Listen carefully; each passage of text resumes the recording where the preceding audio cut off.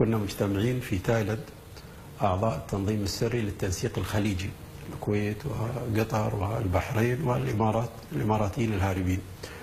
وكان محمود الجيدة هو الموكل بنقل رسالة نتائج أو تطبيق نتائج هذا الاجتماع في تايلاند إلى الإمارات، وسافر مباشرة من تايلاند إلى الإمارات حيث تم إلقاء القبض عليه متلبس بهذه المشاركة خارج إطار القانون، محاولة إعادة تجميع ما تبقى من بقايا التنظيم السري بتعيين مسؤول جديد عليه بعد القبض عليهم. بعد القبض عليهم كانت نعم. في مجموعة تم توقيفهم، تم إلقاء القبض عليهم وتوجيه التهم لهم، وكانوا في إطار المحاكمات وبعضهم تمت إدانته.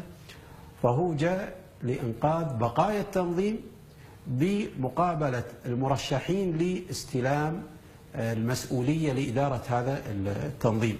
فكان هذا الدور الأساسي، بالإضافة إلى نقل أموال للخارج للتنظيم، ونقل أموال من التنظيم للخارج، ونقل أيضا أموال من بعض التنظيمات الخارجية قطر تحديدا إلى الهاربين الإماراتيين في الخارج.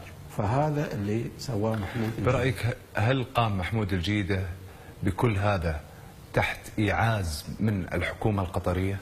لا يمكن لمثل هذه التحركات أن تغفلها حكومة لها جهاز أمني يقوم بمثل هذه الأدوار إلا بإعطاء ضوء أخضر لمثل هؤلاء، لمثل هذه التحركات الدولية والسفر ونقل الأموال والعمل في دولة مجاورة وإقامة مثل هذه الأمور، وحكومة قطر بمعزل عن هذه الأحداث.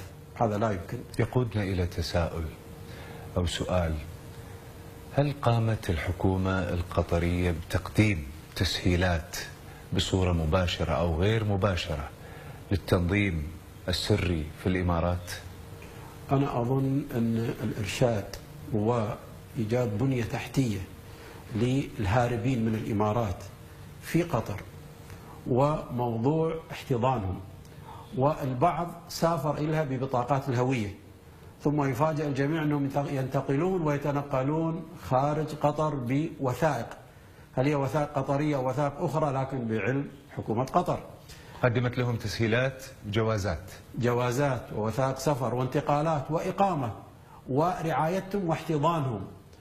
هذه الأمور حقيقة وهم موجودين، وليست المسألة فيها سر بقدر ما أنه تغريداتهم ووجودهم الحاضر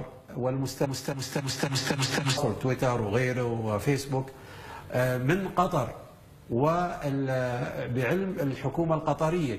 فمسألة الاحتضان والتمويل والتسهيل وإصدار الوثائق لدولة تربطها معاهدات معها في مجلس التعاون واتفاقيات أمنية وتقوم بمثل هذه الأدوار بكل وضوح وبكل صراحة، هذا لا يحتاج إلى تفسير أو تبرير. نحن نتحدث عن وقائع حقيقية حصلت، لا نتحدث